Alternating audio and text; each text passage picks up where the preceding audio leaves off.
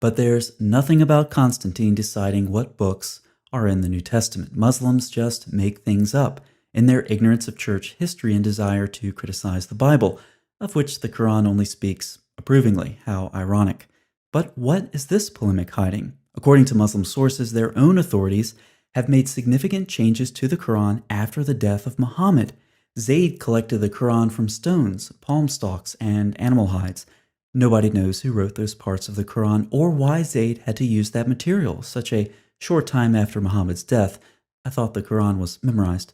Uthman was having trouble with different Qurans, so he selected one reading, made new copies, and burned the old ones. Al-Hajjaj made more changes to the Quran in the early 8th century and added diacritical marks, which can drastically alter the meaning of the text.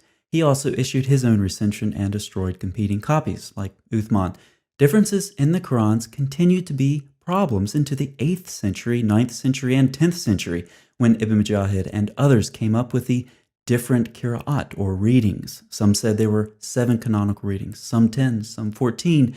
For centuries after Muhammad's death, various Muslim authorities made significant decisions about what Qurans would be destroyed and which ones were canonical. While Constantine deciding the canon of the New Testament is a polemical myth, Muslim sources describe Constantine-like figures imposing their decisions on the Quran.